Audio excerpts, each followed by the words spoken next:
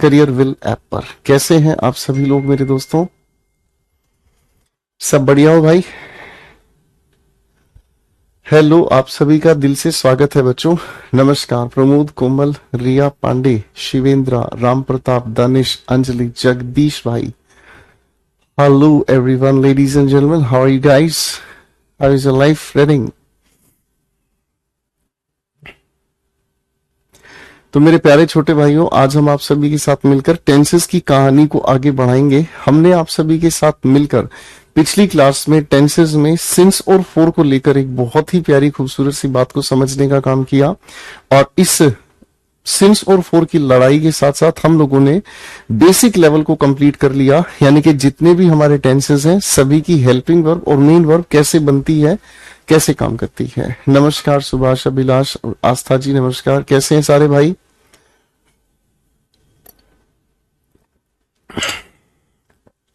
कैसे हैं आप सभी भाई? बढ़िया हैं? प्रणाम भाई। बेटा, अगर किसी दिन वोकैबुलरी की क्लास नहीं होती है तो आप अपनी वोकैबुलरी की पिछली क्लासेस जो आपकी यूट्यूब पर बहुत सारी करवाई हुई हैं उसको भी आप देख लिया करें, ठीक है? उन क्लासेस को भी देख लिया करो, वो भी तो आप ही के लिए करवाई हुई है भाई, ठीक है? तो जो बैकअप है बेटा उसको देख लिया करो। Not to worry about anything like that. Okay guys, चलिए मेरे दोस्त, हम आप सभी के साथ मिलकर प्यारे भरे इस कहानी को आगे बढ़ाते हैं। और टेंस में आज हम आपके साथ लेकर कहानी को शुरू करेंगे comparative analysis. Right ladies and gentleman, तो एक बार सारे भाई तगड़े हो जाओ फटाफट से। कुछ नया रंग हमें मोहब्बत का चाहिए, ये हो गया। और इसी के साथ साथ दिल का दरिया बह ही गया, राहों में तू जो यूं मिल गया। कंपैरेटिव एनालिसिस, ठीक है? तो आज हम तुलनात्मक विश्लेषण पढ़ेंगे, ठीक है बच्चों? तुलना करेंगे दो अलग अलग सेंटेंसेस में, ठीक है? आ जाओ शुरू करें कंपैरेटिव एनालिसिस, ठीक है? आओ भाई।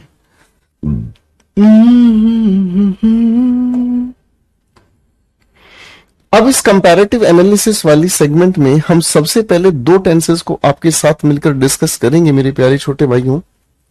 और इसमें हम सबसे पहले बात करेंगे प्रेजेंट इंडेफिनिट हमें कंफ्यूज करता है, इसका मतलब है वर्सेस। वर्सेस का मतलब होता है के विरोध में, ठीक है ना? वीएस का मतलब होता है वर्सेस। वर्सेस का मतलब क्या हुआ? किसी चीज के विरोध में, ठीक है? भर लिया था ये, ठीक है?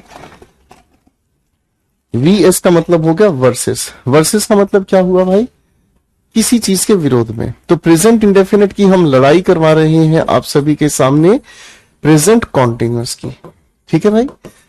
प्रेजेंट इंडेफिनिट के साथ हम लड़ाई करवा रहे हैं किसकी भाई? प्रेजेंट कॉन्टिन्यूअस की, ठीक है? मेरे प्यारे छोटे भाइयों, जब हम प्रेजेंट इंडेफिनिट की बात करते हैं, जब हम प्रेजेंट इंडेफिनिट की बात करते हैं तो प्रेजेंट इंडेफिनिट टेंस काम कैसे करता है? आओ थोड़ा सा ध्यान से समझते हैं मेरे छोटे भाइयों। जब हम प्रेजेंट इंडेफिनिट की बात करते हैं तो प्रेजेंट इंडेफिनिट अपने आप में काम करता है किस चीज का? जब हम मेंशन करना चाहते हैं, क्या चीज मेंशन करना चाहते हैं? जब भी हम मेंशन करना चाहते हैं किसी हैबिट को, हैबिट को ही हम क्या कह सकते हैं? Routine action. रूटीन एक्शन को ही अगर हम कहना चाहें तो किसी भी इंसान के प्रोफेशन की बात करना चाहें, या फिर अगर हम कहें तो किसी भी डेली एक्टिविटी की अगर हम बात करें तो। एक बार सारे बच्चे फटाफट से कमेंट्स में इन चारों पॉइंट्स को लिखकर दिखाएंगे। चलो चलो चलो फटाफट से चारों पॉइंट्स को लिखकर दिखाएंगे। देखो बहुत सारे बच्चे गलती करने वाले हैं। क्या गलती करने वाले हैं? हैबिट में डबल बी लगाना गलत है मेरे प्यारे छोटे दोस्तों। हॉबी के अंदर डबल बी आता है, ठीक है? बहुत सारे बच्चे हैबिट की स्पेलिंग गलत लिखते हैं। हैबिट का मतलब क्या होता है? आदत होती है, ठीक है ना? हॉबी में डबल भी आता है जबकि हैबिट में सिंगल भी आता है। इसको ध्यान रखना, कोई गलती ना करे, ठीक है बेटा। चलो आ जाओ। जब भी कोई इंसान अपनी आदत बताता है, रूटीन एक्शन बताता है, किसी इंसान का कोई प्रोफेशन है, जैसे मैं आपका टीचर हूं, मेरा क्या प्रोफेशन है, मेरा काम है आपको पढ़ाने का, बोलो हाँ, ठीक है। अगर एक सिंगर के मैं प्रोफेशन की बात करूंगा, वो सिंगिंग करता है। एक आर्टिस्ट के प्रोफेशन की बात करूं तो वो क्या करता है, खूबसूरत पेंटिंग बनाता है, बोलो हाँ, ठीक है दोस्त, ठीक है। इसी तरीके से डेली एक्टिविटी कोई भी हो, उस चीज को बताने के लिए हम प्रयोग करते हैं किसका, प्रेजेंट इंडेफिनिट टेंस का, ठीक है। मैं आपके सामने दो वाक्य बोल रहा हूं, मैं आपके सामने दो वाक्य बोल रहा हूं। पहला वाक्य मैंने कहा वह अखबार पढ़ता है, वह अखबार पढ़ता है। फिर मैंने दूसरा वाक्य आपके सामने कहा वह हर रोज अखबार पढ़ता है। इन दोनों वाक्यों में कौन सा ऐसा वाक्य है जो हैबिट या रूटीन की जानकारी हमें दे रहा है? चल मेरे भाई, थोड़ा सा मुझे बताओ, थोड़ा सा मुझे सोच के बताओ।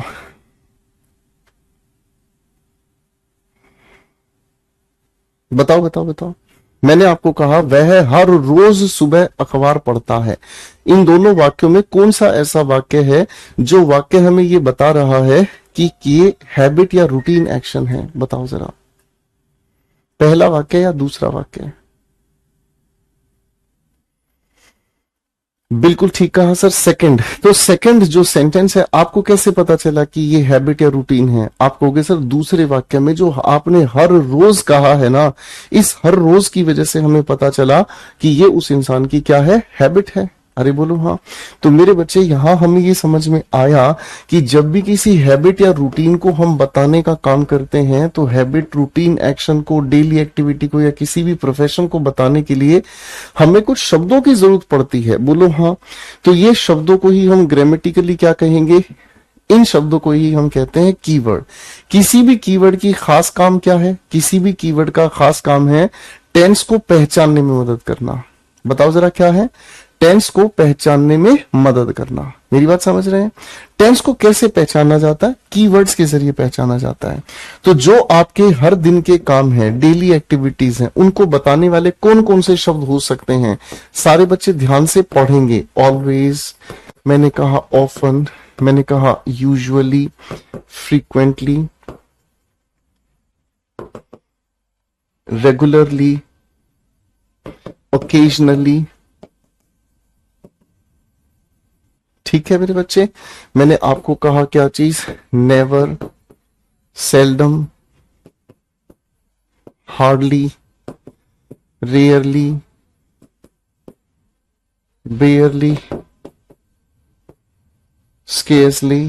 कितने प्यारे प्यारे शब्द हैं, पढ़कर देखना है साथ साथ, ठीक है। पढ़कर देखना है, जो बच्चा पढ़ेगा वो साथ साथ सीखेगा, याद करेगा, ठीक है। Every day, every morning, every night, ठीक है बेटा। Daily, day in and day out, इसका मतलब होता है सारा सारा दिन। Day in and day out का मतलब होता है बाबू क्या, सारा सारा दिन। कोई काम लगातार आप सारा सारा दिन करते हैं, ठीक है बेटा, है ना? ठीक है बेटा, शाबाश, बहुत ही बढ़िया। ऑफ एंड ऑन एटसेट्रा, ठीक है। ऑफ एंड ऑन, यदा कदा इसकी हिंदी होती है। तो मेरे बच्चों, जब इन वाक्यों की हम बात करते हैं, चलो मैं इसी बात को आपके लिए ना कुछ वाक्यों से समझाता हूं, ठीक है। कुछ वाक्य लिख रहा हूं, जरा इन लिखे हुए सेंटेंसेस को ध्यान से देखने की कोशिश करेंगे, ठीक है। पहला वाक्य,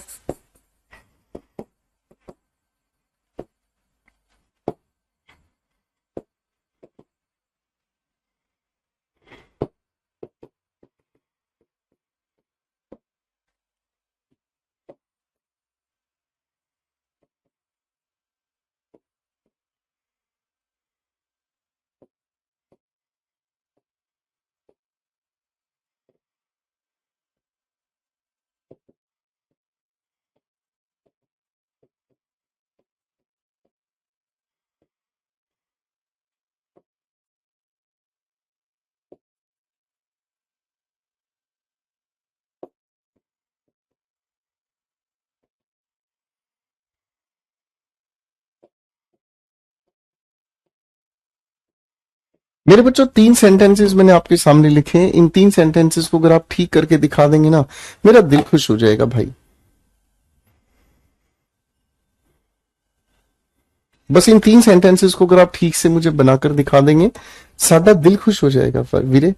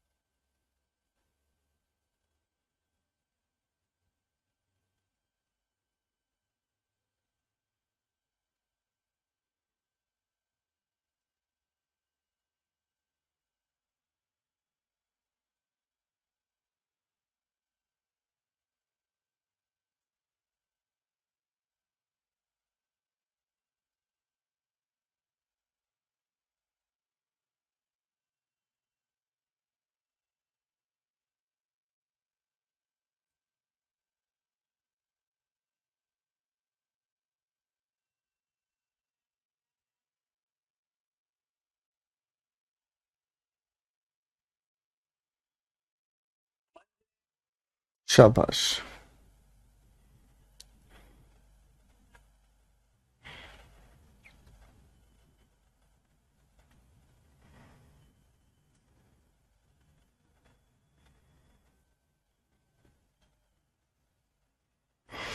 तो मेरे बच्चों, अगर आप इसकी बात को ध्यान से समझोगे तो तीनों सेंटेंसेस को मेरे साथ मिलकर पढ़ोगे ध्यान से।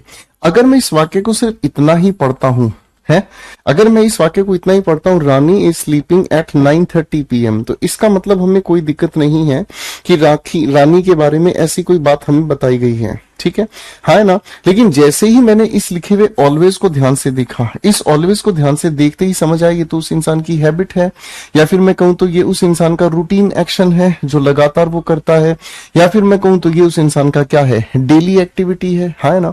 तो किसी भी ऐसी एक्टिविटी को बताने के लिए हम प्रेजेंट इंडेफिनिट का यूज करते हैं, इसलिए इस इज को और स्लीपिंग को हटाकर हमने इसे प्रेजेंट इंडेफिनिट के अनुसार क्या लिख दिया बाबू, स्लीप्स लिख दिया। बोलो हाँ, ठीक है बेटा। क्वेश्चन नंबर 2 को ध्यान से पढ़ेंगे। लिखा है he is every morning going for a walk. अगर मैं इस लिखे वाक्य को सिर्फ इतना पढ़ता हूं, he is going for a walk, तो इस वाक्य में कोई गलती नहीं है, ये अपनी जगह बिल्कुल सही है भाई। ये अपनी जगह बिल्कुल सही है भाई, इसमें कोई दिक्कत नहीं है।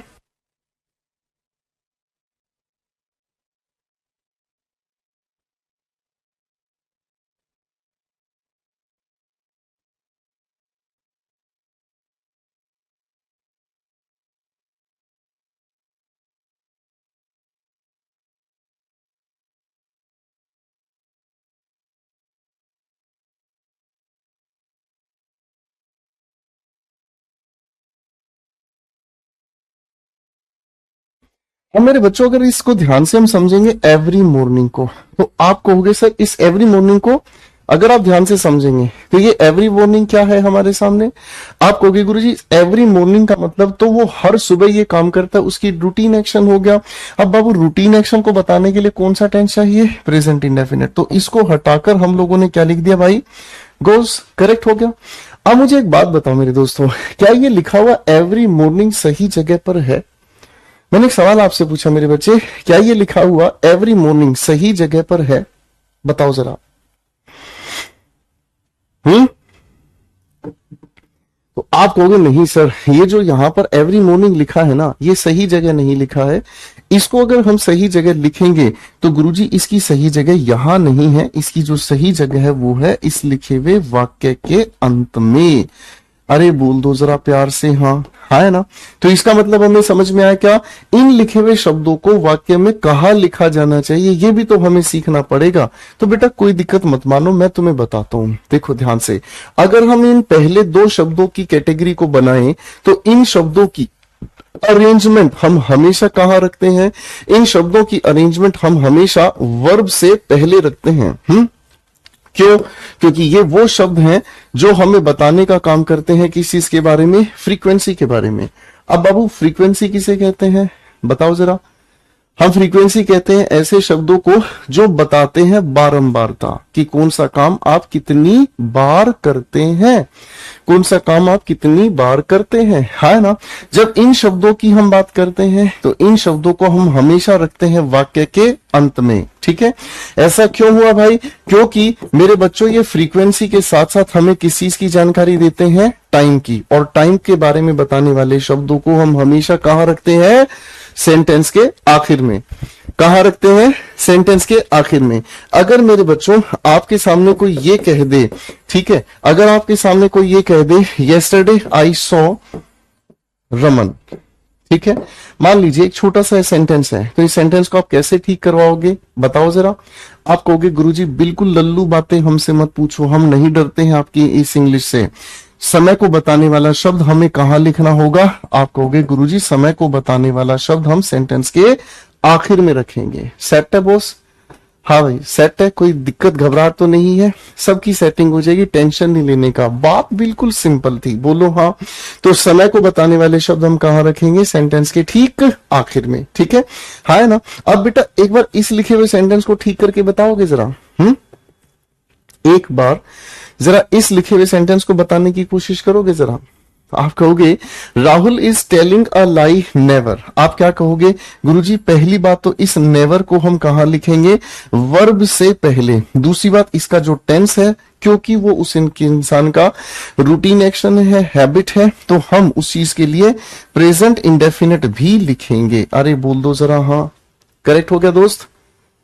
बात समझ में आ गई दोस्त? हाँ है ना, ठीक है। चलो जी, अब इसी के साथ साथ एक बात मैं और आपको बता देना चाहूंगा, और वो बात क्या है? जिनको मैं लाइन मार रहा हूं, जिनको मैं लाइन मार रहा हूं उनको जरा पढ़ दीजिएगा। मैं बोर्ड पे लाइन मार रहा हूं, मैं किसी और को लाइन नहीं मार रहा हूं, पता चले कोई साडे दिल ते छुरियां चलाइया। Never, seldom, hardly, rarely, barely, scarcely, ये हमारे वो प्यारे प्यारे शब्द हैं मेरे छोटे दोस्तों, जिनको हम कहने की कोशिश करते हैं क्या? Negative words. क्या कहते हैं? नेगेटिव वर्ड्स, यानी कि ऐसे शब्द जो अपने आप में नेगेटिव होते हैं, इसीलिए इनके साथ हम नोट का प्रयोग नहीं करते। मैंने क्या बोला आपको? इसीलिए इनके साथ हम कभी भी नोट का प्रयोग नहीं करते। याद रखेंगे आप इस बात को? बोलो हाँ, ठीक है। चलिए बेटा, तीन बातें मैंने बताई। सबसे पहली बात, अगर किसी वाक्य में habit, routine, action, profession, daily activity बताई जाए तो कौन से टेंस में बताएंगे बेटा? प्रेजेंट इंडेफिनिट में। दूसरी बात, ऐसे कीवर्ड्स जो हमें टेंस पहचानने में मदद करते हैं उनकी अरेंजमेंट सही जगह हो। तीसरी बात, कुछ नेगेटिव ऐसे वर्ड्स हैं जिनको यूज कर लिया तो नोट का यूज करने की जरूरत नहीं है। अरे बोलो हाँ। सेट है बॉस? चलो भाई, एक बार आपके सामने फिर से चार सेंटेंस लिख रहा हूं, तगड़े हो जाओ फटाफट से, हैं? तगड़े हो जाओ फटाफट से, ठीक करके दिखाएं।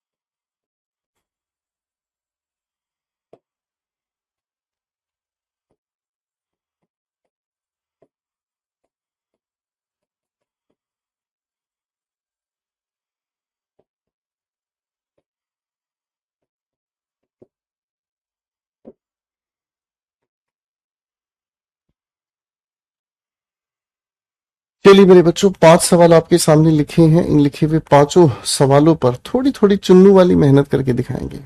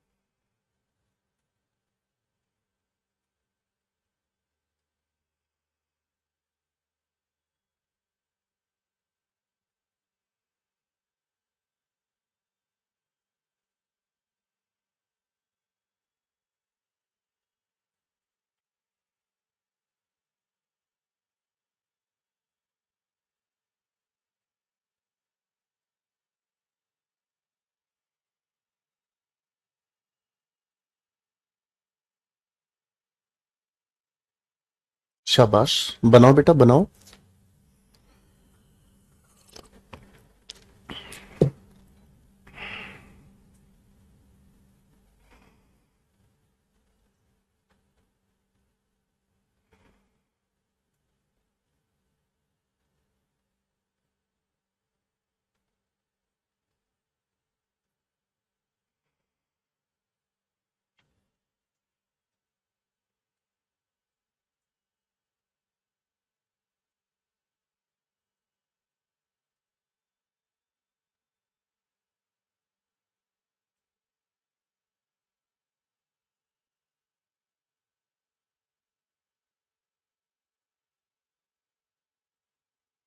शाबाश।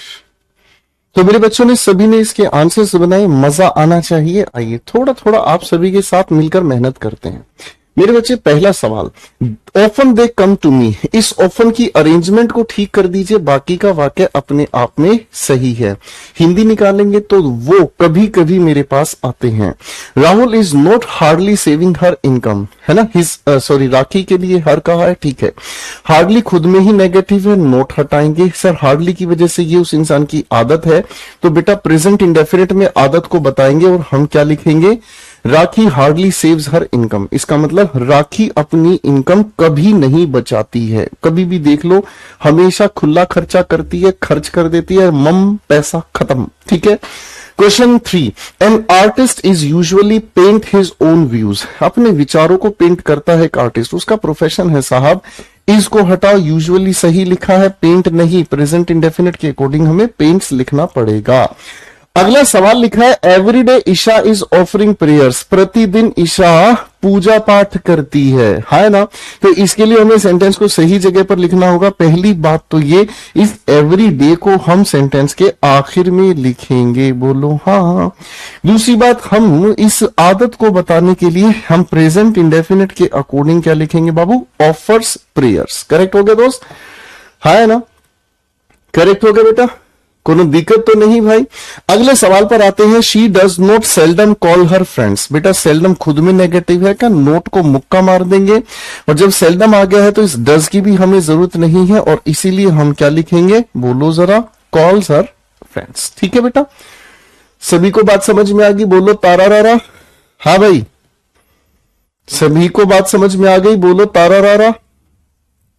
बात समझ में आनी चाहिए, जिनको बात समझ नहीं आई वो फटाफट से कान पकड़ लो, लाइन पकड़ लो, ठीक है भाई। आओ मेरे बच्चों, प्रेजेंट इंडेफिनिट का ही एक अगला परिवार से मैं आप लोगों को मिलाता हूं। मेरे प्यारे दोस्तों, प्रेजेंट इंडेफिनिट का ही हम अक्सर इन लिखे हुए वाक्यों में गलती कर बैठते हैं कि प्रेजेंट कॉन्टिन्यूअस में इन्हें लिखने की कोशिश करते हैं, जबकि आपको ऐसा नहीं करना। मेरे प्यारे दोस्तों, प्रेजेंट इंडेफिनिट से ही हम बताने का काम करते हैं किस चीज को, प्रेजेंट इंडेफिनिट से हम दूसरी चीज बताने का काम करते हैं जब हम मेंशन करना चाहते हैं। टू मेंशन, मेंशन का मतलब होता है बेटा जिक्र करना। टू मेंशन, क्या मेंशन करना है, यूनिवर्सल ट्रूथ, यूनिवर्सल ट्रूथ। अब मुझे एक बात बताओ बेटा, यूनिवर्सल ट्रूथ हम कहते किसे हैं? सारे गंदे बच्चे तारा रारा करने लगे, चलो चलो कोई बात नहीं, ठीक है। चलो चलो, ठीक से पढ़ाई कर लो, जलेबी मिलेगी। जो ठीक से नहीं पढ़ाई करेगा उसको जलेबी नहीं, उसको कॉकरोच का जूस पिलाएंगे हम, ठीक है, और एक गरम फिनाइल पिलाएंगे ससुरा। यूनिवर्सल ट्रूथ किसे कहते हैं? यूनिवर्सल ट्रूथ को हिंदी में हम कहते हैं सार्वभौमिक सत्य, यानी कि एक ऐसा सच जो हर कोई मानता है, ठीक है ना। अब हर किसी का वो सच मानने की वजह क्या है, क्यों सच मानता है, क्या कारण है, तो मेरे छोटे बच्चों इस कारण की भी मैं जानकारी आपको दे देता हूं, ठीक है ना। एक सुंदर सा रंग मुझे मिल जाए मोहब्बत का, फिर लिख दूं सारी बातें तुम्हारी जुल्फों पे। ओए होए होए, गुरुजी सुबह सुबह आशिकी वाली बातें छेड़ दी, क्या बात है, क्या बात है। गुरुजी रंगीन हुए पड़े हमारे, कोई बात नहीं जी। हम सबसे पहले यूनिवर्सल ट्रुथ में क्या चीज मेंशन करते हैं मेरे बच्चों? सबसे पहले हम मेंशन करते हैं कोई भी साइंटिफिक फैक्ट, यानी कि जो वैज्ञानिक तथ्य है जिसे विज्ञान ने सिद्ध किया है, हम उस चीज को प्रेजेंट इंडेफिनिट में बताते हैं। ठीक है दोस्त, आ जाओ, प्यार करते हैं एक दूसरे से, है ना। मैंने आपके सामने वाक्य लिखा, water is freezing at 0 degree Celsius. हाँ भाई, सेंटेंस में कोई लोचा है तो बता दो। सेंटेंस में कोई लोचा है तो बता दो। क्या बात है जी, बात सच हो गई, है ना। आप कहोगे गुरुजी जब ये वैज्ञानिक रूप से सच है तो प्रेजेंट इंडेफिनिट में बताओ ना, काहे काहे काहे नौटंकी करवा दे रहे हो हमारे साथ? अरे बोलो हाँ, ठीक है। अगर मैं आपके सामने कहता हूं एक छोटी सी बात, द अर्थ अट्रैक्ट्स एवरीथिंग, अरे हाँ है ना, जो पृथ्वी है वो हर चीज को अपनी ओर आकर्षित करती है। अरे बोलो हाँ, पृथ्वी अपनी ओर आकर्षित करती है हर एक चीज को। ये क्या है? पृथ्वी का गुरुत्व आकर्षण बल है कि ना। ठीक है, वैज्ञानिक तथ्य जितने भी हैं सभी इसी परिवार से जुड़ते हैं। फिर मेरे भाई आ जाओ दूसरी कैटेगरी में, जितने भी मैथमेटिकल स्टेटमेंट हैं, जितने भी हमारे मैथमेटिकल गणितीय आधार हैं, जितने भी हमारे मैथमेटिकल फैक्ट्स हैं, सब के सब प्रेजेंट इंडेफिनिट में ही बताए जाते हैं। ठीक है ना। जैसे अगर मैं आपको एक छोटी सी बात कहूं, ठीक है, ध्यान से समझने की कोशिश करना। मैंने कहा line bisector, a line bisector divides a line into two equal parts।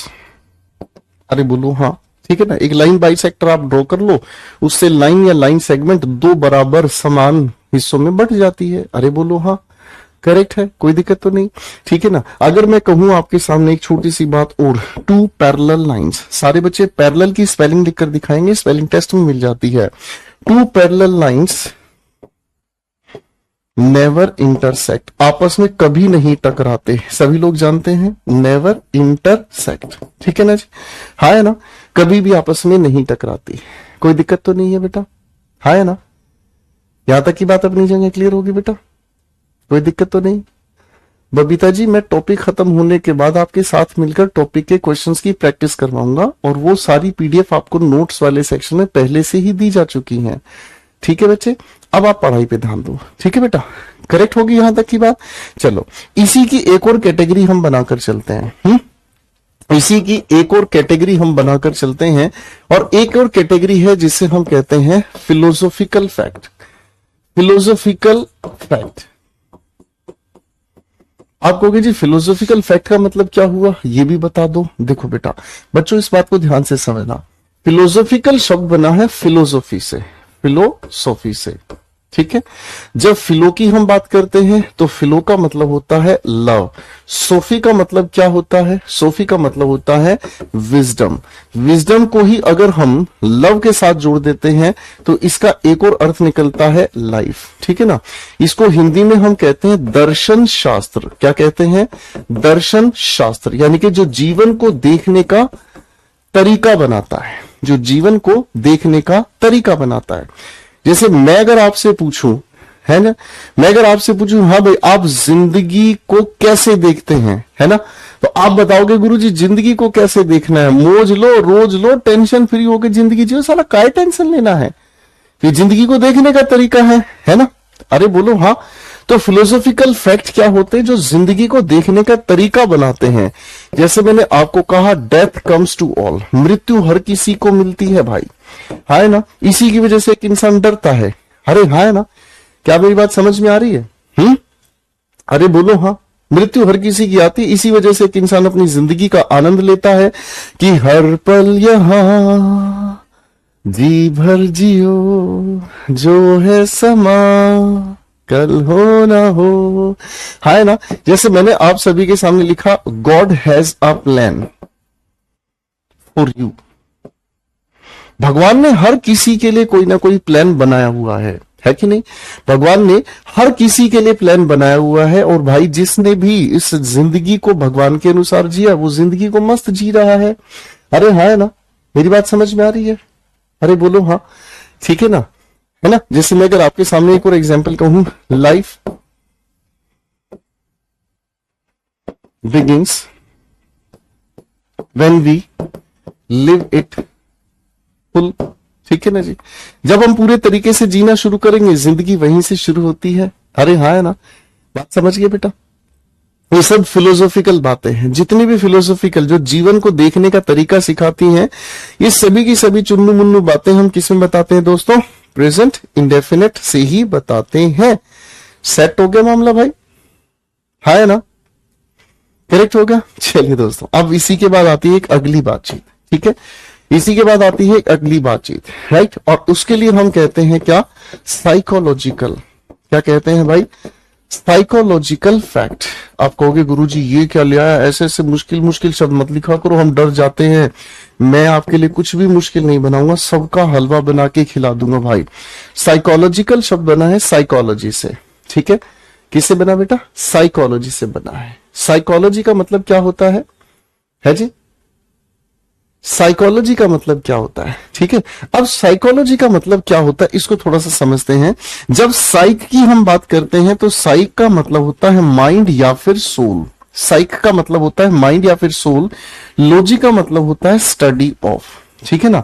यानी कि जो भी किसी इंसान के आत्मा का या किसी भी इंसान के माइंड के स्टडी को बताता है, उसे हम साइकोलॉजिकल कहते हैं, है ना। एक बच्चा परेशान हुआ, वो कह रहा है सर यहां पर ये जो हैज लिखा है ये प्रेजेंट इंडेफिनिट लिखा है। क्या बात है बेटा, एक बात को याद करो मेरे बेटा, मैंने आपको बताया हैव की फर्स्ट फॉर्म क्या होती है, हैज या फिर हैव। अरे बोलो हाँ। इसी की सेकंड फॉर्म हैड, इसी की क्या लिख दी, थर्ड फॉर्म हैड। सेट है भाई, कोई दिक्कत तो नहीं किसी को। अब एक बात मुझे बताओ बेटा, प्रेजेंट के इंडेफिनिट टेंस में आप क्या यूज करते हैं, बताओ जरा दिमाग लगाओ। आप प्रेजेंट के इंडेफिनिट टेंस में यूज करते हैं किसको, फर्स्ट फॉर्म को। अरे हाँ है ना। और सिंगुलर अगर सब्जेक्ट हमारे सामने है तो फर्स्ट फॉर्म के साथ हमने क्या चीज को जोड़ दिया, एस या ईएस को जोड़ दिया। तो मेरे भाई अगर मैं आपके सामने एक छोटा सा वाक्य कहता हूं, बड़े ध्यान से समझना। मैंने आपके सामने कहा आई हैव अ पेन, ठीक है, इसका मतलब मेरे पास एक पेन है, बोलो हाँ। अब इसी का अगर नेगेटिव हम बनाना चाहें तो कैसे लिखेंगे, I do not have a pen. क्या कहेंगे, I do not have a pen, ठीक है। अगर इसी का मैं क्लोज एंडेड क्वेश्चन आपके सामने बनाऊं तो क्या बनेगा दोस्त, आप कहोगे do I have a pen. हाँ भाई, बात समझ में आई कि नहीं आई, हाँ भाई बात समझ में आई कि नहीं आई, बता दिया करो भाई साथ साथ। हम अपनी हरित चाय का आनंद ले रहे हैं आप ही की बातचीत के साथ साथ, बताते रहेंगे जरा। अब समझ में आ गया, कोई दिक्कत तो नहीं बेटा, ठीक है। तो ये बेटा प्रेजेंट इंडेफिनिट में ही लिखा है। और साइकोलॉजी से रिलेटेड एक दो एग्जांपल लिखते हैं, बड़े ध्यान से समझने की कोशिश करना। जो इसको अगर हम कहते हैं, इसका हिंदी अगर हम निकालें तो मानव व्यवहार अध्ययन, अध्ययन, ठीक है, मानव व्यवहार अध्ययन। इसी को मनोविज्ञान भी कहा जाता है, ठीक है बाबू, इसी को हम मनोविज्ञान भी कहते हैं, ठीक है, हाँ है ना। चलिए अब थोड़ा सा उदाहरण लेकर चल लेते हैं बेटा, ठीक है। अब थोड़ा सा उदाहरण लेकर चल लेते हैं, ठीक है। जैसे मैंने कहा आप सभी को, true love never dies, true love never dies, सच्चा प्यार कभी नहीं मरता है कि नहीं, सच्चा प्यार कभी नहीं मरता है। आपने कभी किसी से अगर प्यार किया हो, आपने अगर कभी भी किसी भाई को प्यार किया हुआ हो तो प्यार करते हो तो वो प्यार कभी कभी नहीं मरता, वो हमेशा आपके दिलों में, जहन में घूमता रहता है ना? ठीक है ना? एक और वाक्य लिख रहा हूं, बड़े ध्यान से समझने की कोशिश करना। अ मदर ऑलवेज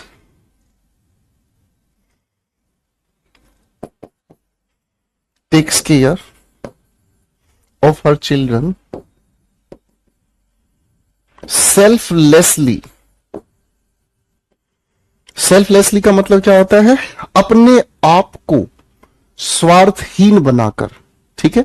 अपने आप का स्वार्थ छोड़कर, अपना कोई स्वार्थ नहीं है, लेकिन एक मां अपने बच्चों को हमेशा निस्वार्थ होकर प्यार करती है। व्यवहार है, आप देख सकते हैं, है ना? तो चलो मेरे भाई, एक बार मुझे बता दो, यूनिवर्सल ट्रूथ को 4 हिस्सों में बांट दिया। पहला साइंटिफिक फैक्ट, दूसरा मैथमेटिकल फैक्ट, लिखकर दिखा दो फटाफट से, तीसरा फिलोसॉफिकल फैक्ट, और चौथा क्या लिख दिया बाबू? Psychological fact. सेट है बॉस? बताओ भाई। एक भाई कह रहा, भाई को क्यों करेंगे प्यार? अरे यार, हर बार गर्लफ्रेंड बॉयफ्रेंड ही चाहिए क्या तुमको? ये ससुरे है, हर बार तुमको गर्लफ्रेंड बॉयफ्रेंड ही चाहिए क्या? ये बदतमीज औरत, नालायक इंसान। अरे कभी कभी तो भाइयों को भी प्यार कर लिया करो भाई। ये नालायकों की खोज।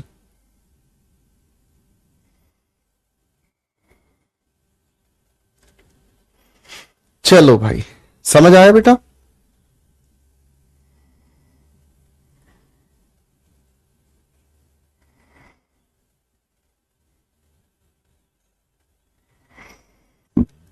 चलिए बेटा जी, आओ।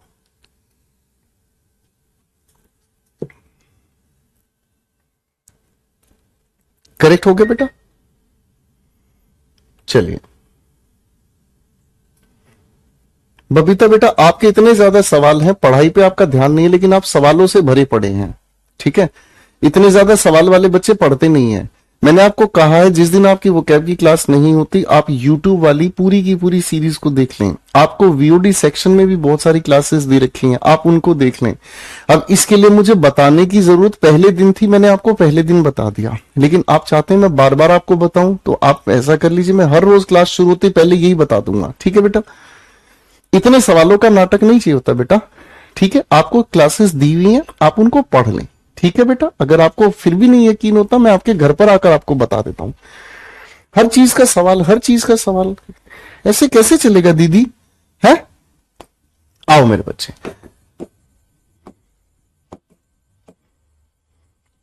प्रेजेंट इंडेफिनेट के एक और परिवार से हम मिलते हैं, और कहां मिलते हैं थोड़ा सा ध्यान दीजिएगा भाई। प्रेजेंट इंडेफिनेट का एक तीसरा यूज सीखने की कोशिश करेंगे, जिसे हमने कहा क्या चीज? To mention. क्या मेंशन करने की कोशिश करता है? To mention a proverb. कोई भी प्रोवर्ब, कोई भी कोटेशन, या फिर कोई भी सेइंग। अब इन तीनों का फर्क समझ लीजिएगा बच्चों, ठीक है ना? किसी भी कोटेशन, किसी भी प्रोवर्ब या किसी भी सेइंग को जब हम बताते हैं ना, तो इन सभी को बताने के लिए मेरे दोस्तों, हम इन सभी के लिए प्रेजेंट इंडेफिनिट टेंस का ही यूज करते हैं। ठीक है? अब प्रेजेंट इंडेफिनिट कैसे यूज होता है, इस बात को थोड़ा ध्यान से समझने का काम करेंगे। Ladies and gentleman, pay attention to these questions. Okay fine. Proverb हम किसे कहते हैं? प्रोवर्ब हम कहते हैं किसे? इसे हम कहते हैं मोरल ऑफ अ स्टोरी। किसी भी कहानी की नैतिक शिक्षा। आपने पढ़ी है बहुत सारी कहानियां, जैसे मैं अगर आपके सामने कहानी की नैतिक शिक्षा लिखता हूं, slow and steady wins the race, क्या आप मुझे याद दिलाएंगे ये कौन सी कहानी विंस द रेस? ये कौन सी कहानी का मोरल वैल्यू है? बताओ जरा दिमाग लगा के, बताओ जरा फटाफट से।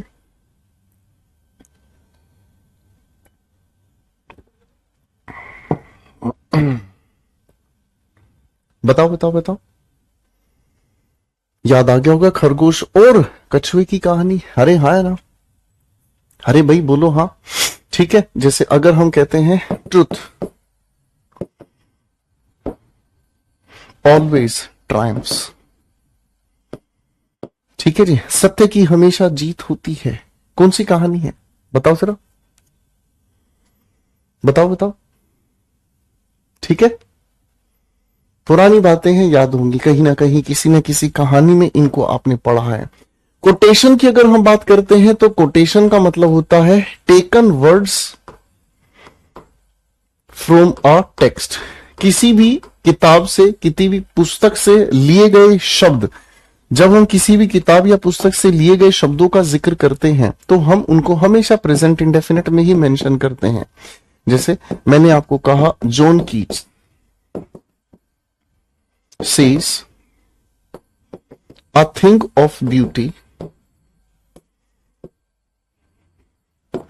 Is a joy for ever. बेटा जरा याद करके बताओ, ये कौन सी क्लास में पढ़ी थी आपने पोयम, याद कराओ जरा, जरा याद करो कुर्बानी, बताओ भाई। शाबाश, पुरानी बातें जरूर याद होगी, है ना। अब बेटा सेइंग की अगर हम बात करते हैं, सेइंग का मतलब होता है बोले गए शब्द। तो सेइंग को अगर हम कहना चाहें तो स्पोकन वर्ड्स, बोले गए शब्द ऑफ अ फेमस पर्सन, किसी भी प्रसिद्ध व्यक्ति के बोले गए शब्द जिन्हें आप हमेशा याद करते हैं। चलो अगर मैं आपसे पूछूं, करो या मरो का नारा किसने दिया, मुझे ये बताओ फटाफट से, करो या मरो का नारा किसने दिया, बताओ जरा।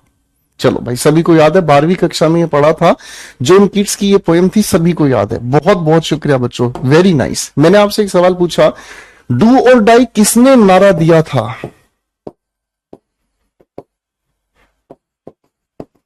बताओ जरा। गांधी सेज, ठीक है भाई, समझ आ गया बेटा, है ना। अब यहां एक बात और समझिएगा, देखो मेरे बच्चों, अंग्रेजी भाषा में किसी भी इंसान का जो सरनेम होता है, अंग्रेजी भाषा में किसी भी इंसान का जो सरनेम है, जो भी उस इंसान का लास्ट नेम है, जैसे गोपाल के साथ वर्मा लिखा है तो वर्मा मेरा सरनेम है। आपका भी अपना सरनेम होगा, जरा आप अपने सरनेम को नाम बताएंगे भाई। कोई शर्मा है, कोई वर्मा है, कोई यादव है, कोई गुप्ता है, या जो भी है, ये सरनेम है। जब भी हम किसी सरनेम की बात करते हैं दोस्त, तो याद रखना सरनेम अंग्रेजी भाषा में खुद से ही रिस्पेक्टेड होता है। अंग्रेजी भाषा में इसके साथ जी लगाना गलत होगा, ठीक है ना, क्योंकि जी तो हिंदी का शब्द है। ओके, तो अंग्रेजी में गांधी कहना सही है, ठीक है, और हिंदी में गांधी जी कहना सही है। गॉट इट, करेक्ट है ना। चलो भाई, अब एक और एग्जांपल लेकर चलते हैं। आपने नाम तो सुना ही होगा शेक्सपियर साहब का, है भाई। Shakespeare says what's in the name, नाम में क्या रखा है यार, है ना। व्हाट्स इन द नेम, नाम में क्या रखा है, ठीक है भाई, है ना। चलिए भाई साहब, तो सारे सरनेम आ गए हैं। So nice of you, lots of love guys, ठीक है। तो जो आप लोगों के सरनेम है, आप अपना सरनेम लिखते हैं, आप न्यूज़पेपर वगैरह में भी पढ़ते हैं, मोदी, ओबामा, बाइडेन, ठीक है, ट्रंप, ये पढ़ते हैं। किसी के साथ जी, अंग्रेजी के किसी भी न्यूज़पेपर में आप जी नहीं लगा हुआ देखते हैं। गॉट इट, याद रहेगा बेटा, कोई दिक्कत तो नहीं, है ना। चलो भाई, सेट हो गई। चलो बेटा, तो इनको बताने के लिए हम हमेशा प्रेजेंट इंडेफिनिट का ही यूज करते हैं, ठीक है। ऐसा क्यों होता है, इसका कारण हम समझेंगे अगली किसी क्लास में। तब तक के लिए देखते रहिए यो गोपाल वर्मा को, ठीक है भाई। आओ मेरे बच्चों, बहुत हो गया प्रेजेंट इंडेफिनिट का डंका बजाना। अब प्रेजेंट इंडेफिनिट के साथ लड़ने के लिए तैयार हो जाओ। क्रांतिकारी आ गया है, कौन, आप लोगों का प्रेजेंट कॉन्टिन्यूअस टेंस। ठीक है भाई, अब क्रांतिकारी कौन आ गया है, आपका प्रेजेंट कॉन्टिन्यूअस। ठीक है भाई, आ जाओ। अब क्रांतिकारी आ गया है, प्रेजेंट कॉन्टिन्यूअस कहां कहां प्रयोग हो सकता है। आओ, लड़ाई लड़ाई माफ करो, और सबसे पहले हम मेंशन करेंगे, मेंशन का मतलब जिक्र करेंगे किस चीज को, अ लाइव एक्शन को। टन टन टन, मुझे ये बताओगे भाई, ये लाइव एक्शन क्या होता है, बताओ जरा, बताओ बताओ। अगर मैं आपसे पूछूं, है, अगर मैं आपसे पूछूं, थोड़ा सा सोच के जवाब दीजिएगा, ये लाइव एक्शन क्या होता है? एक मिनट रुको, एक काम याद आ गया भाई। हाँ, बताओ जरा, ये लाइव एक्शन क्या होता है? बताओ बेटे, बताओ। लाइव एक्शन की अगर हम बात करते हैं तो ये वो एक्शन है जो जिस समय हम बोलते हैं उस समय वो चल रहा है। मैं आपको पढ़ा रहा हूं, आप पढ़ रहे हो, है ना, बाहर ठंडी ठंडी हवा चल रही है, ये सब क्या है? लाइव एक्शन है ना। आप मेरे साथ मिलकर पढ़ रहे हो, उधर मम्मी किचन में काम कर रही है, उधर पापा सो रहे हैं, छोटा भाई मतलब गाना गा रहा है सुबह सुबह कबीर सिंह के, है कि नहीं? बेख्याली में भी तेरा, यानी कि ये लाइव एक्शन वो हुआ जो at the time of speaking, यानी कि जो बोलने के वक्त चल रहा है। At the time of speaking, जिस समय हम बोल रहे हैं उसी समय वो चल रहा है। तो बाबूजी, जब हम किसी भी लाइव एक्शन की बात करते हैं तो हम उनके लिए कीवर्ड्स की अगर बात करें तो क्या क्या ऐसे शब्द हैं जो लाइव एक्शन को पहचानने का काम कर सकते हैं? लाइव एक्शन को पहचानने के लिए, now, right now, at present,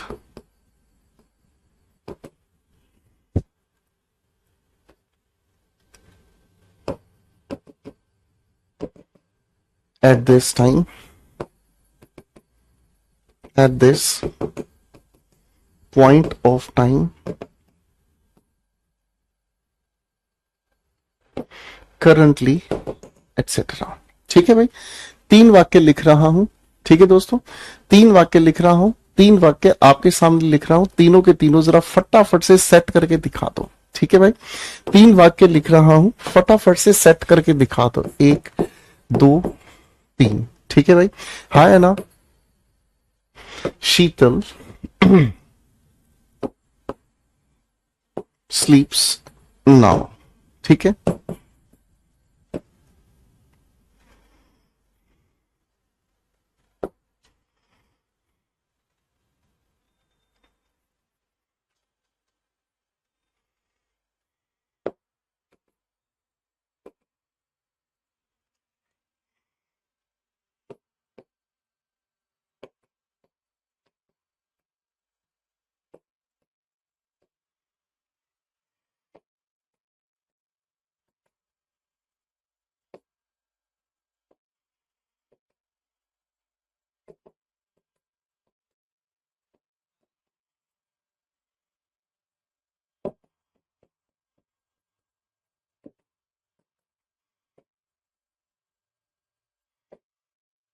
भाई आखिरी वाक्य अगर पढ़ लोगे तो सच में दिल में दर्द होगा, है ना भाई? आखिरी वाक्य अगर पढ़ लोगे ना तो सच में दिल में दर्द होगा।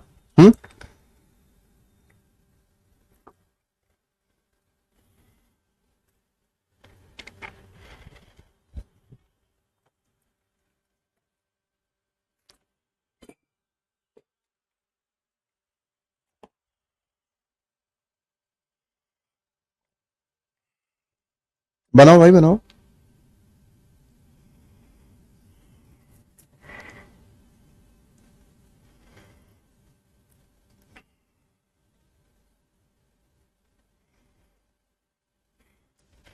शाबाश।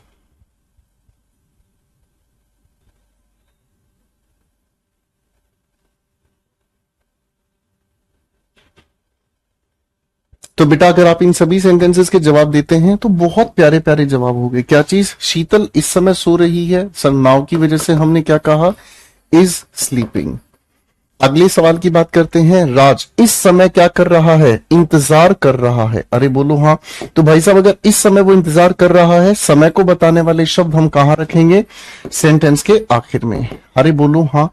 और इसी की वजह से हम लोगों ने यहां पर टेंस को भी ठीक कर दिया। Raj is waiting for me right now. ठीक है भाई, हाँ है ना?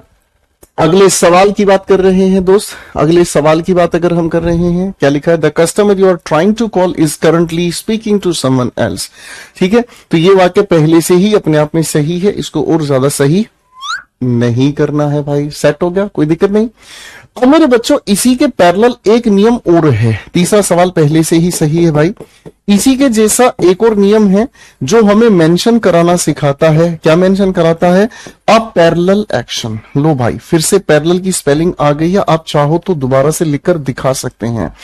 अ पैरेलल एक्शन यानी कि एक ऐसा एक्शन मेरे दोस्त, एक ऐसा एक्शन जो पैरेलली चल रहा है। पैरेलली चलने का मतलब क्या समझ में आया?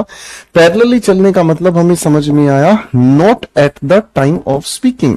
Not at the time of speaking यानी कि जिस समय हम बोल रहे हैं उस समय ऐसा नहीं हो रहा, पर पैरेलली कहीं ना कहीं चल रहा है। आप में से कितने ऐसे स्टूडेंट्स हैं जो ग्रेजुएशन कर रहे हैं? फटाफट से जवाब दीजिएगा। आप में से कितने ऐसे स्टूडेंट्स हैं जो ग्रेजुएशन कर रहे हैं, और कितने ऐसे स्टूडेंट्स हैं जो कि पोस्ट ग्रेजुएशन कर रहे हैं, और कितने ऐसे स्टूडेंट्स हैं जो बच्चे कहीं जॉब कर रहे हैं?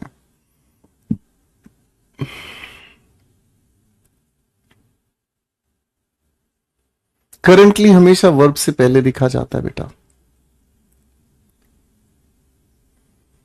तो देखो बेटा, आप लोगों के जो जवाब हैं इन जवाबों को ध्यान से सुनना। आप में से बहुत सारे स्टूडेंट्स हैं जो इस समय ग्रेजुएशन कर रहे हैं, बहुत सारे ऐसे बच्चे हैं जो पोस्ट ग्रेजुएशन कर रहे हैं, बहुत सारे ऐसे भी बच्चे हैं जो कहीं ना कहीं क्या कर रहे हैं, नौकरी कर रहे हैं। अब बात को ध्यान से समझना मेरे बच्चे, जब इस बात को आप कॉन्सेप्चुअली समझोगे तो आपको एक बात समझ में आएगी। बहुत सारे ऐसे बच्चे हैं जो क्या कर रहे हैं, बताओ, ग्रेजुएशन कर रहे हैं, लेकिन at this point of time, इस समय आप क्या कर रहे हैं, बताओ जरा। इस समय आप क्या कर रहे हैं? आप इस समय मेरे साथ मिलकर टेंस पढ़ रहे हैं। अरे बोलो हाँ। आप इस समय मेरे साथ मिलकर टेंस पढ़ रहे हैं, लेकिन पैरेलली क्या चल रहा है? आपका ग्रेजुएशन करना, आपका पोस्ट ग्रेजुएशन करना, या फिर आपका कहीं कोई जॉब करना। हो सकता है आप में से कुछ बच्चे ट्यूशन पढ़ाने का काम भी कर रहे हो, लेकिन वो इस समय नहीं चल रहा। इस समय तो आप मेरे साथ क्या है, लाइव एक्शन में तो पढ़ रहे हैं। अरे हाँ है ना, मेरी बात समझ में आ रही है? हाँ है ना। लेकिन कई सारे ऐसे एक्शंस हैं, कई सारी आपकी ऐसी एक्टिविटी हैं जो कि आप पैरेलली चला रहे हैं, पैरेलली वो एक्शन आप क्या कर रहे हैं, कर रहे हैं। तो मेरे छोटे भाइयों, ऐसे एक्शंस को करने के लिए हम लोगों को कीवर्ड्स की जरूरत पड़ेगी। अरे हाँ है ना। कीवर्ड्स के नाम पर दो तीन ही शब्द हैं इसके, चुन्नू मुन्नू, जरा ध्यान से देख लीजिएगा। जैसे मैंने आपके सामने पहले क्या लिख दिया, दीज डेज। फिर मैंने क्या लिख दिया भाई, नाउ और डे। कभी कभी इसको ऐसे लिख दिया जाता है, कभी कभी इसको मिलाकर लिख दिया जाता है, तो दोनों अपने आप में एक ही काम करते हैं। ठीक है ना। जैसे आपने अपनी तरफ से एक वाक्य कहा है, आई एम परसुइंग। परसुइंग का मतलब क्या होता है, पढ़ाई में आगे क्या कर रहे हो। तो आप जवाब दोगे, I am pursuing MSc these days. ठीक है जी। आजकल मैं क्या कर रहा हूं, आप कहोगे सर आजकल मैं MSc कर रहा हूं। अरे बोलो हाँ। बेटा मामला समझ में आ रेला कि नहीं आ रेला, ये पंटर लोग बताने के मेरे को फटाफट से। बात समझ आ रही है कि नहीं आ रही है भाई? ठीक है भाई। हाँ है ना। जैसे अगर मान लीजिए मैं आपके सामने एक और सवाल लिख रेला है ना, the government is planning for the next elections these days. आजकल क्या चल रहा है, अगले इलेक्शंस की प्लानिंग चल रही है कि नहीं? बात सेट है भाई? ठीक है भाई। ओ चुन्नू के पापा, बात समझ में आ गई भाई? शाबाश। सेट रहने का पाजी।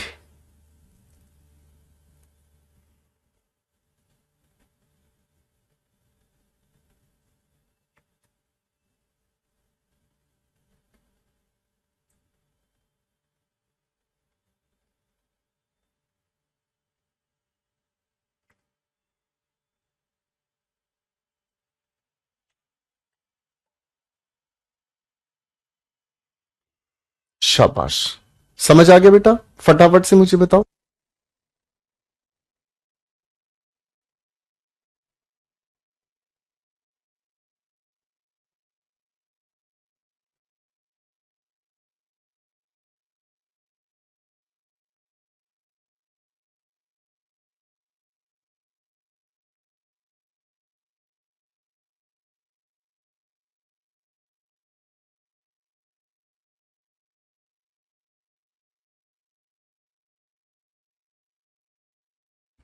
करेक्ट हो गया बेटा? हाँ है ना? कोई दिक्कत तो नहीं? चलो, अब लड़ाई कराते हैं भाई इनकी, ठीक है ना?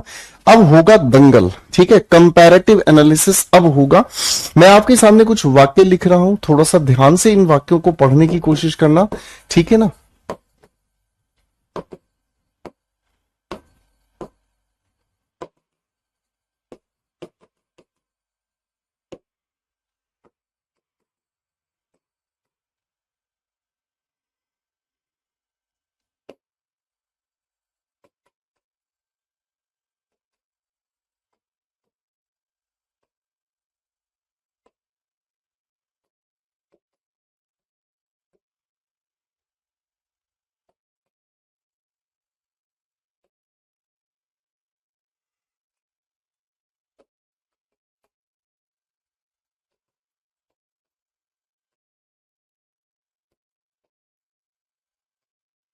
कुछ वाक्य लिख रहा हूं, बड़े ध्यान से समझने की कोशिश कीजिएगा, ओके गाइस?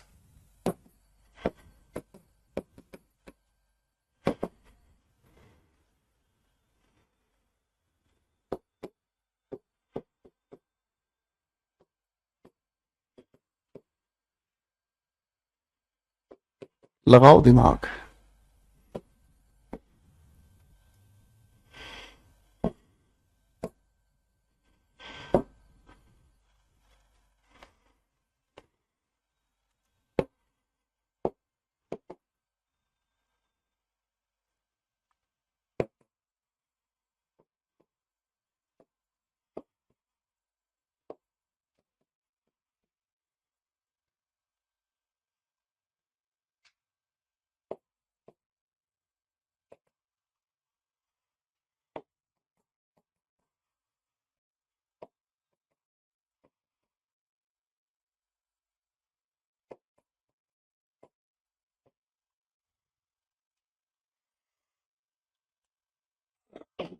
छह वाक्य लिखे हैं, छह के छह लिखे हुए इन वाक्यों को ठीक करके दिखाओ, ठीक है? चलो भाई बना के दिखाओ।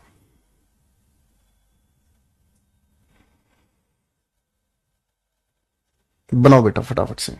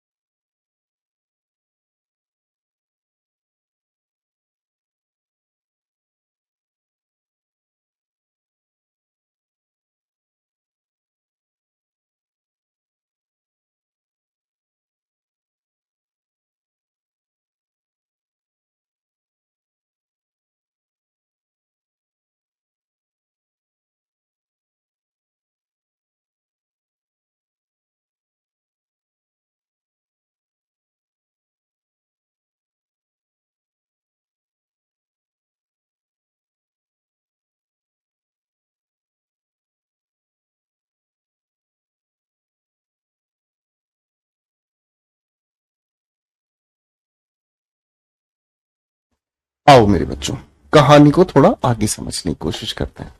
मेरे प्यारे छोटे भाइयों, इन सभी के सभी लिखे हुए वाक्यों को जब आपने ध्यान से पढ़ा तो आपको एक बहुत ही प्यारी चीज समझ में आई। आपको इनको पढ़ने पर यह महसूस हो रहा है कि सर ये जो वर्ब है ना, जच नहीं रही है कॉन्टिन्यूअस में। अरे बोलो हाँ, ये जो वर्ब्स है ना, ये जच नहीं रही हैं। तो जच नहीं रही है, इसीलिए एक छोटा सा नियम आप मेरे साथ साथ पढ़ेंगे, ध्यान से समझेंगे। और हमने एक नियम समझा, the following categories of verbs. कुछ ऐसी वर्ब हैं जिनकी कैटेगरीज में आपके सामने बनाऊंगा। The following categories of verbs are generally used in indefinite tense. किसमें यूज करते हैं इनको? जनरली हम इंडेफिनिट टेंस में यूज करते हैं। किसकी बजाय? In place of continuous tense. ठीक है, कॉन्टिन्यूअस टेंस की बजाय इन्हें हम कहां यूज करते हैं? जनरली। आप कहोगे जनरली इन्हें हम यूज करते हैं इंडेफिनिट टेंस में। भाई किसकी बजाय? इंडेफिनिट टेंस में। किसकी बजाय? कॉन्टिन्यूअस टेंस की बजाय। ठीक है ना। और मेरे बच्चों, ऐसी लिखी हुई वर्ब्स को ही हम लोग नॉन एक्शन वर्ब कहते हैं।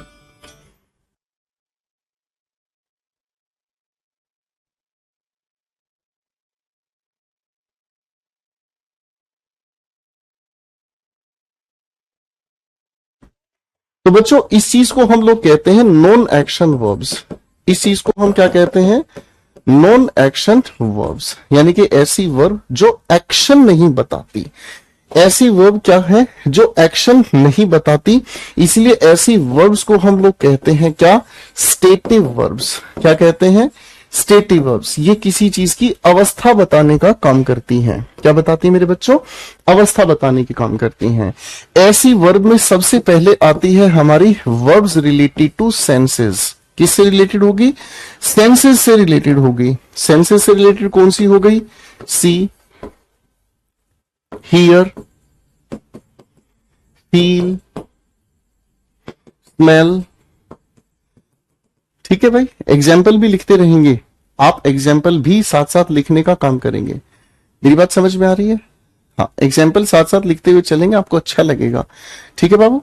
दूसरी कैटेगरी बनाते हैं वर्ब्स रिलेटेड टू फीलिंग्स, यानी कि एहसास से संबंधित। आप अगर किसी के सामने अपनी फीलिंग्स व्यक्त करते हो, तो जैसे आपने क्या कहा? लव, लाइक, हेट,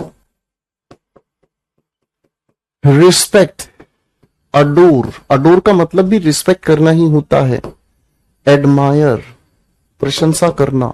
लिखते चलेंगे उदाहरण। ये सब की सब क्या है? इनमें कोई एक्शन नहीं होता। आप किसी की इज्जत करते हैं, आप किसी की इज्जत करते हैं, तो इज्जत जब आप किसी की करते हैं तो उसमें कोई एक्शन नहीं होता। इज्जत करना एक एहसास है जो बिना एक्शन के ही व्यक्त होता है। तीसरी कैटेगरी होती है बाबू, जिसे हम कहते हैं क्या? अपीयरेंस, यानी कि कोई चीज देखने में कैसी लगती है। कोई चीज देखने में कैसी लगती है। अगर मैं आपसे पूछूं मैं आज कैसा लग रहा हूं, तो आप कहोगे sir you look amazing, you look very nice, you look very. ठीक है भाई। तो ये क्या है? लुक, सीन, अपीयर,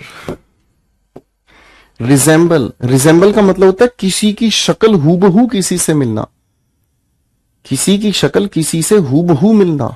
ठीक है भाई, अपीयरेंस कहलाता है। ठीक है भाई। अगली कैटेगरी आती है बाबू, जिसे हम कहते हैं क्या? मेंटल प्रोसेस, यानी कि एक ऐसी वर्ब जो दिमाग की गतिविधि बताती है। क्या बताती है? दिमाग की गतिविधि बताती है। जैसे आपने क्या कहा? Think, understand, consider, convince. Consider का मतलब होता है किसी चीज को खुद समझना। कन्विंस का मतलब किसी दूसरे को कोई बात समझाना। ठीक है दोस्त, है ना। आ जाओ भाई, अगली कैटेगरी से मिलते हैं। अगली कैटेगरी आती है वर्ब्स रिलेटेड टू पोजेशन, यानी कि जो वर्ब किसी पर अधिकार बताने का काम करती हैं। मैंने क्या कहा? जो वर्ब किसी पर अधिकार बताने का काम करती हैं। ठीक है, जो वर्ब किसी पर अधिकार बताने का काम करती हैं, तो इसके लिए हमने क्या कहा? Have, sir, belong, own, possess, contain, etc. ठीक है, गॉट इट गाइस?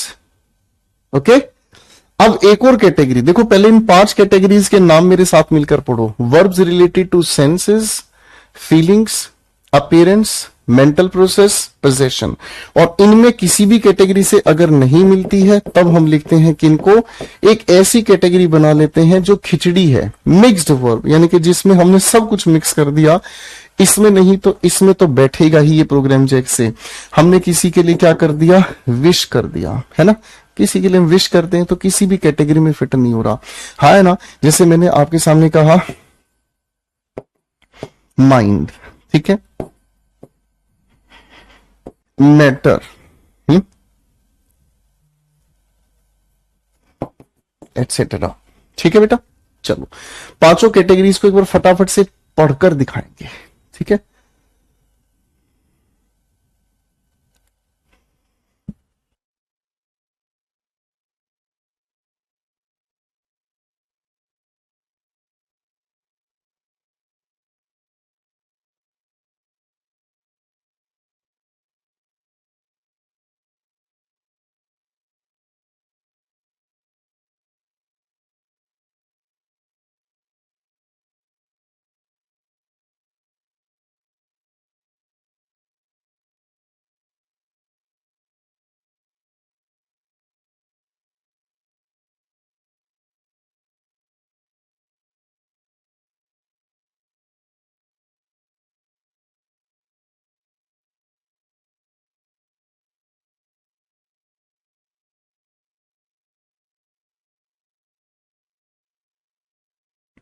आओ मेरे दोस्तों, तो अब इसी के आधार पर हम इन सेंटेंसेस को ठीक करेंगे, फटाफट से देखेंगे।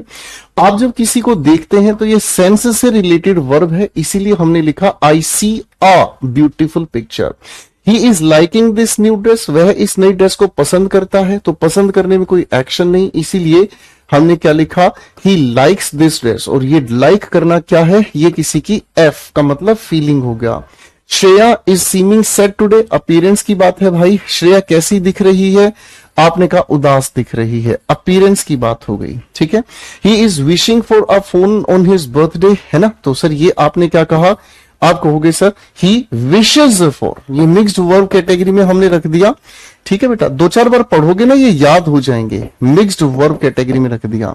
दे are having 3 acres of land in Patna, 3 एकड़ जमीन है, तो भाई साहब दे हैव, आप क्या कहोगे गुरुजी, ये पोजेशन है। It is not mattering to me, आप इसे ठीक करेंगे क्या कहकर, it does not matter to me, क्या कहोगे, it does not matter, mixed verb category में, ठीक है। तो मेरे बच्चे मुझे लगता है आज के लिए इतना पहले काफी है, ठीक है। पहले इस चीज सारी की सारी कहानी को अच्छे से पढ़कर आएंगे मेरे बच्चों, ठीक है, सारी कहानी को अच्छे से पढ़कर आएंगे, रिवाइज करके आएंगे। अगली क्लास में चाय यहीं से पिलानी शुरू करूंगा, ठीक है बेटा, फाइन। चलिए सारे के सारे भाई अपने नोट्स क्या बनाने हैं देख लो, ठीक है। ये सारा पढ़कर आना है, अच्छे से रिवाइज करके आना है, ताकि अगली क्लास के अंदर हम बहुत मजे से अपने लेवल को उठा सकें, ठीक है बेटा, है ना। चलिए मेरे बच्चों, तो आज के लिए इतना ही, थैंक यू सो मच, खुश रहे, मस्त रहे, रिवीजन करें, take care, God bless you, love you all, bye.